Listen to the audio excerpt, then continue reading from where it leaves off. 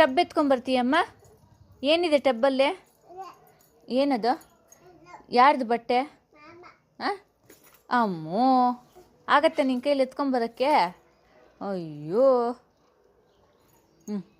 Try ಮಾಡ್ತೀಯಾ? Try ಮಾಡಮ್ಮ. Try ಮಾಡು.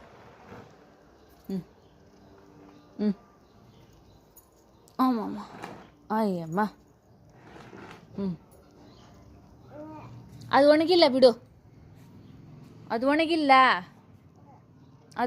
ಬಿಡು. ನಾಳೆ ಇನ್ನೂ ಒಣಗಿಲ್ಲ, ಅದು ತೇವ ಇದೆ, ಅದು ಬಿಟ್ಬಿಡೋದು. ಅದು ಬೇಡ, ಅದು ಒಣಗಿಲ್ಲ. ಇದು ಮಾತ್ರ ಸಾಕು.